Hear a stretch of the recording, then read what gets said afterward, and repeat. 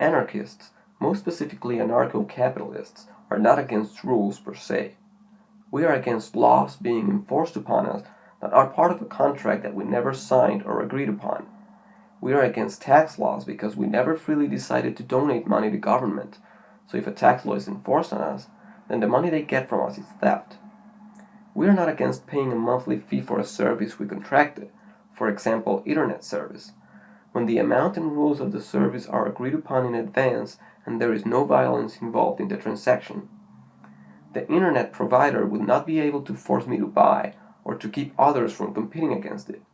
We are not against those rules, so saying that anarchy is a society without rules or regulations is simply incorrect. Basically, a law is a rule being imposed on someone without that person agreeing upon the contract that contains that rule. If I freely become a member of a social club, I am implicitly accepting the rules, and those rules can be morally enforced upon me. I accepted the consequences of failing to obey the rules when I became a member. On the other hand, if a government enforces the income tax law on me and takes away part of my earnings by force or the threat of violence, then they are enforcing a contract that was unilaterally created and I never agreed to it, thus making the enforcement of the law immoral. I knew a girl back in college that used to tell me she wanted to be a police officer and that she would make sure the laws were strictly applied on her watch. She would hand tickets left and right to make sure everyone followed the law to the last word. She would not give second chances because the law is the law, and regardless of the situation, people involved, or overall context, the law was the most important thing. She may sound like a disgruntled young woman with a very angry and negative approach towards her fellow citizens. In reality, she was a very likable girl that seemed to want what's best. There was no hostility on her everyday interactions with the rest of us, and she seemed genuinely interested in becoming a policewoman to help her community.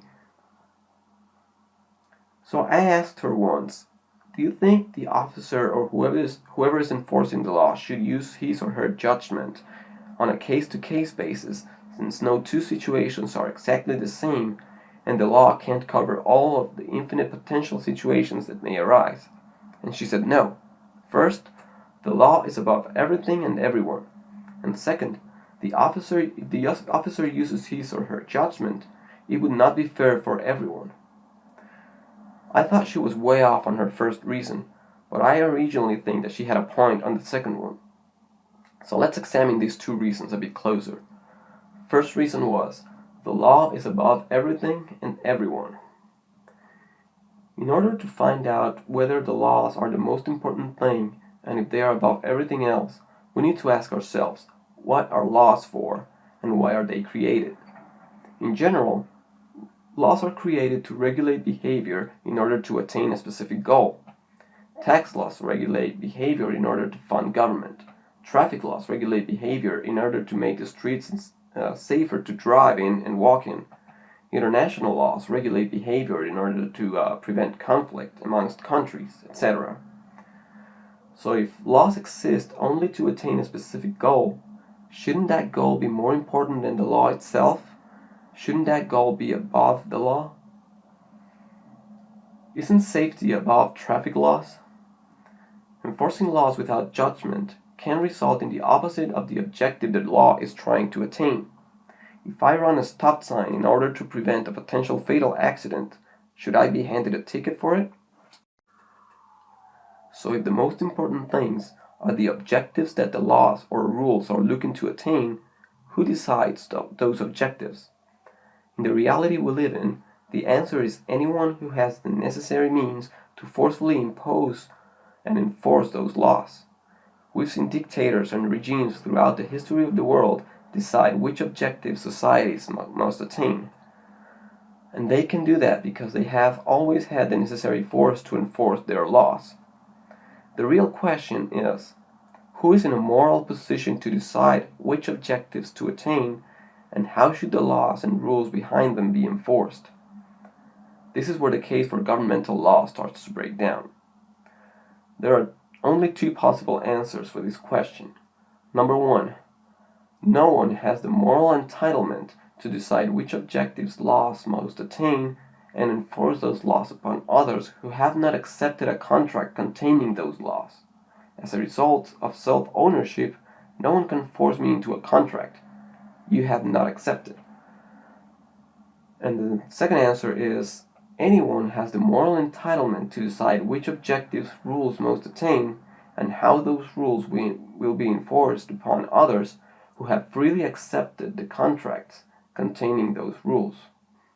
In other words, it is irrelevant who creates the rules and who enforces them, as long as all parties involved and all parties directly affected by the consequences willfully agree to the contract containing those rules. That, of course, excludes government laws. Now, going back to the second reason I was given, which is, if the officer uses his or her judgment, it would not be fair for everyone. So this means that if a cop pulls me over for driving 10% over the speed limit and gives me just a warning, it would not be fair for someone who's pulled over for speeding 10% over the speed limit who is given a ticket. I originally thought that she had a point here until I examined it further.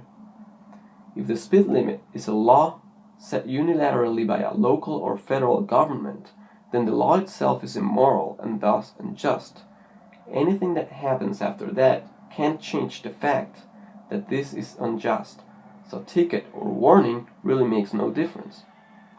You could argue that since I agreed to drive on that specific road, then I accept the rules which include the speed limit. This would be true if the government deciding the limit did not claim to own the road it obtained using force and prohibit or control competition. If I owned a gas station and I prohibited or regulated how other gas stations would compete with me by using violence or the threat of violence, then no matter what price is set for a gallon or liter of gas, it would be an unjust price. I would essentially have a violent monopoly on gas stations, so any price I set or any rule I set would not change the unjust nature of the gas station. Once there is the initiation of violence in our interaction, anything that happens after that does not change the violent, immoral, and unjust nature of that interaction. If, however, the road were to be private, then the officers being able to use their judgment or not would not make the rule unjust, since you would have to agree to it beforehand, and there was no violence present on that interaction.